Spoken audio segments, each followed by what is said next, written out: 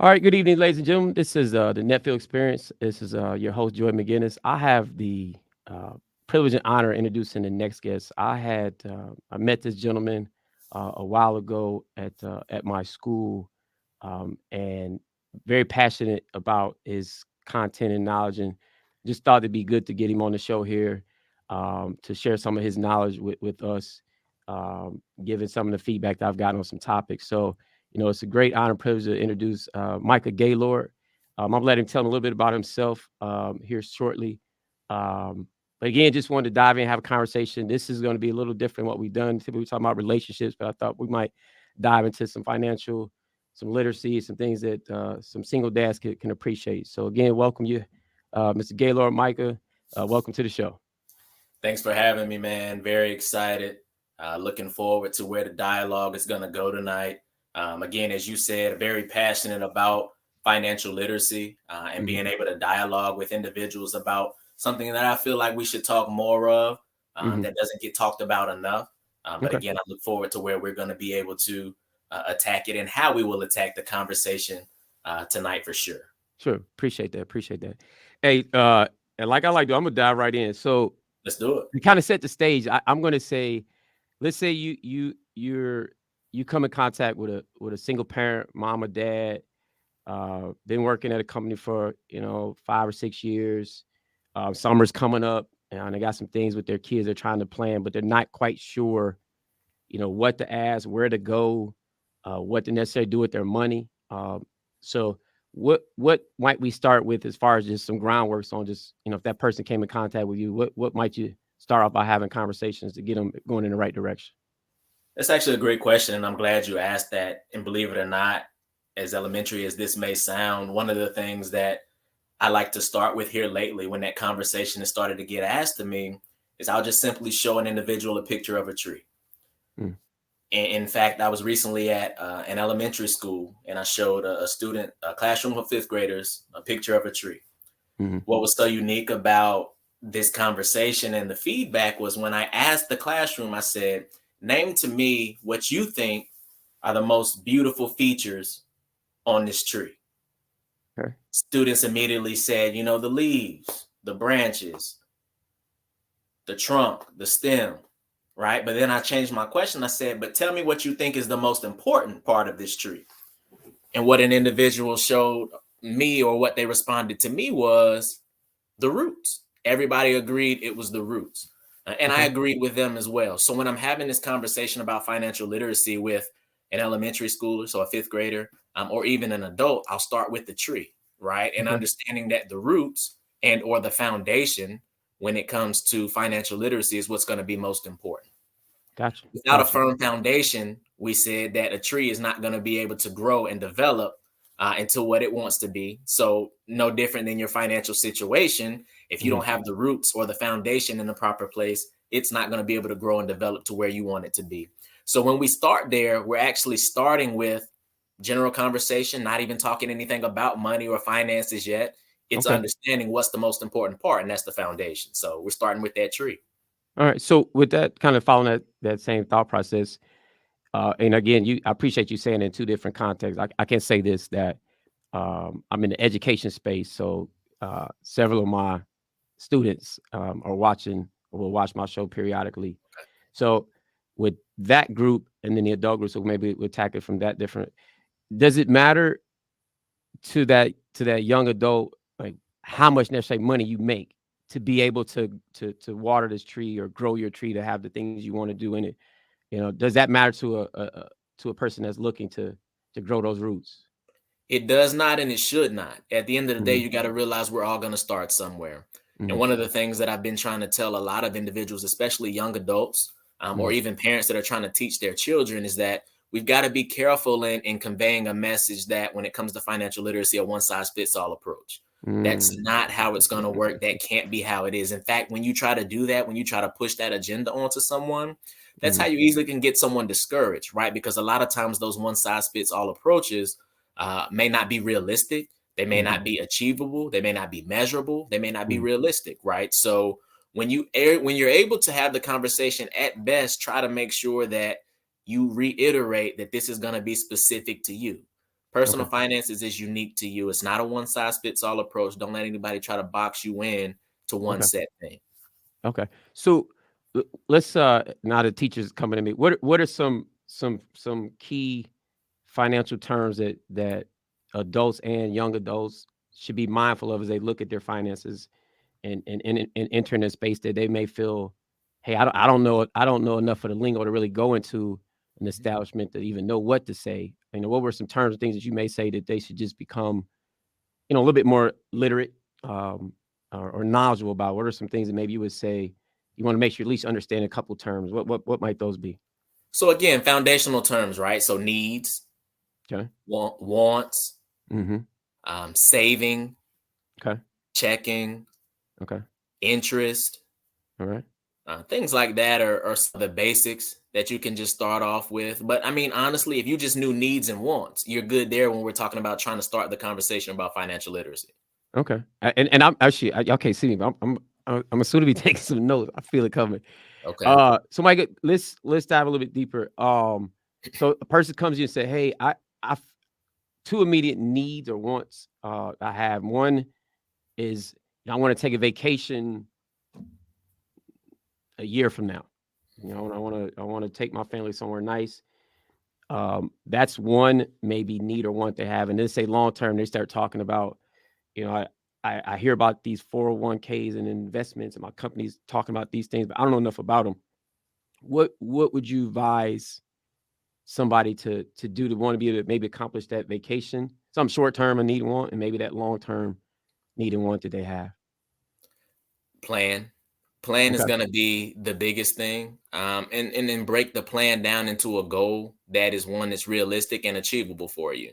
Okay. So if you know you want to go somewhere in 12 months, and you know that, you're going to need X amount of dollars to be able to get there, take X amount of dollars divided by 12, and Gotcha. then that'll tell you how many you should be trying to look at saving on a month to month basis, Okay. right? If that's not realistic, if that's not achievable, maybe breaking the monthly goal down into a semi-monthly goal, Hmm. right? So then dividing that total figure by 24, Hmm. then maybe you're able to look at it and say, okay, so now on the 15th and the 31st of every month, I need to have X amount saved by this date, X amount saved by that date, right? So Okay. making the goal into a smaller goal if the original goal may not be something. Okay. So planning for it on the short term is going to be very beneficial. Okay. Well, I'm gonna come back to the long term goals of maybe college education or retirement, but to kind of stay down that path of taking that amount or that cost and dividing by 12, or an increment that matches the time frame maybe you get paid. Right. That would you have, and I don't know if the word is advised, would you tell someone with that concept in mind you should be looking at, and let's assume it's a young adult, first time out, they got their first job. They don't know anything about, they just know they're getting a paycheck. Right. Would you suggest, a traditional bank, maybe something, their company has another financial institution that they're part of? I know teachers have access to certain things and of that nature. So does it matter maybe where they put their money? It doesn't necessarily even matter. You just need to have somewhere where you can put that money. It can be there, and it's able to be accessed. It doesn't matter if it's bank. It doesn't matter if it's credit union. It doesn't matter if it's through the county. Gotcha. Wherever, you just need to be able to have somewhere you can store it, access it, and go to it whenever you need to. There is no preference over bank versus credit. You just need to have an account that you can do that. You'll get into the weeds Uh-huh. later. Just start with a simple account wherever that is. You may be eligible to open one. Okay. So going back to my my younger days, I think about, you started making this investment, and then let's just say hypothetically the taste of Chicago is coming up. Okay. You and your Okay. cousins want to, leave Detroit and go to Chicago for a long weekend. What are some things you would kind of put in that person's mindset to not want to touch that money? Because I know, for some young adults, it might start out and it may seem like, oh, that's, $50 here, $100 there, and 6 months into it, it may be a significant amount of money. What are some terms that you might want to educate us on to make sure we don't touch that money?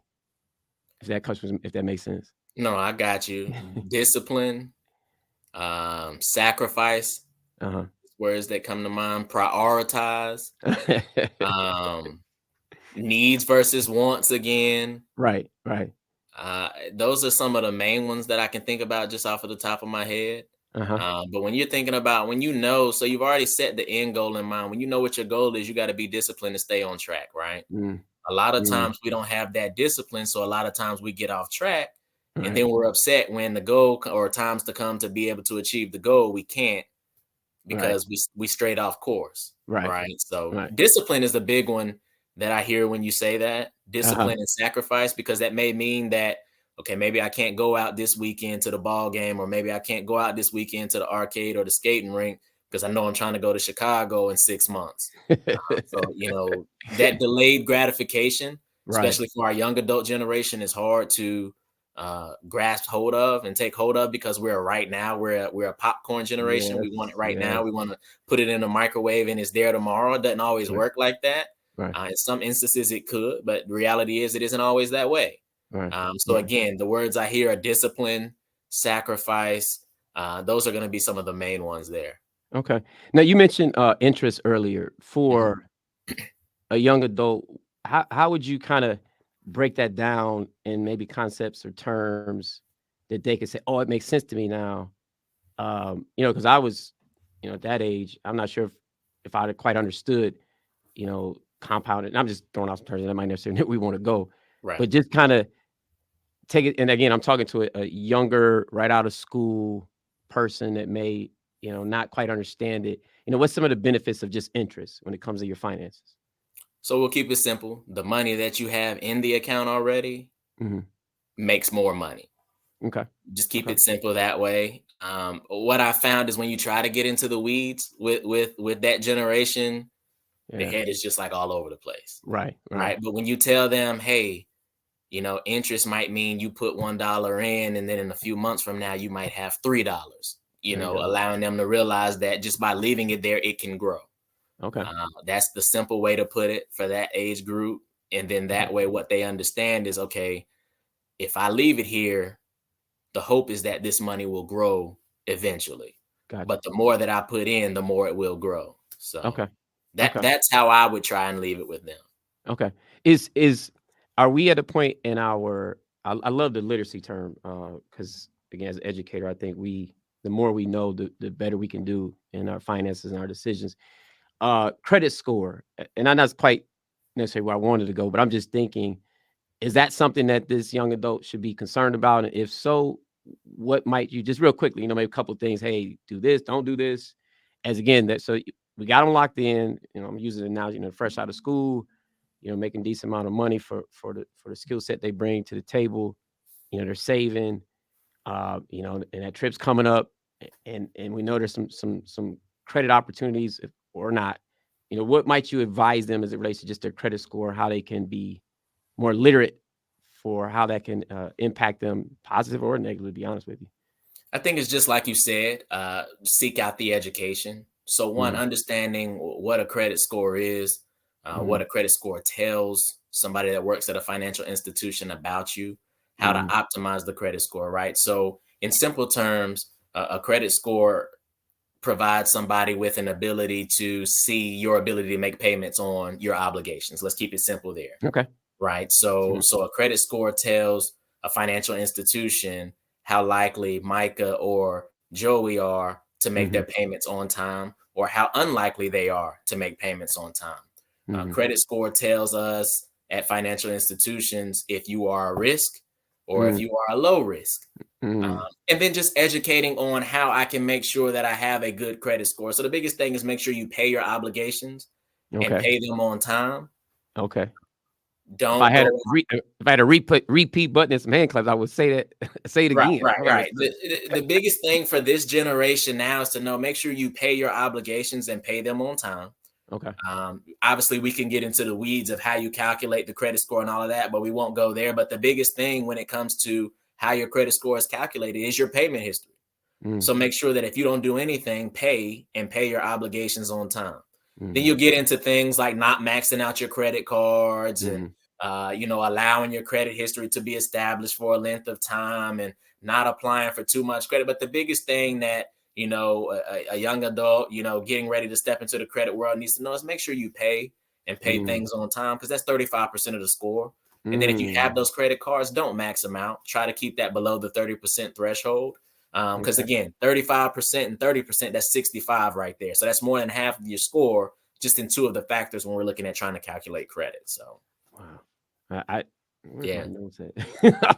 Yeah. 35% payment history, 30% utilization, 15% length of credit history, which is why we always want to encourage our young people or our young financial students, or not even financial students, our young students just in general, that being able to establish credit sooner rather than later puts you on a path for success earlier in life when you're trying to go and get those auto loans, when you're trying to go get a mortgage and things like that. You put yourself in a better position to get a Position. better rate early on. So, Okay. Hey, I appreciate that. That's a nugget for a lot of people. Especially if the early, I feel like you become knowledgeable about just those facts and how they can, create some more opportunities in life versus, I remember when I was in school, it's like and date myself, the mailboxes were full of pre-approved credit card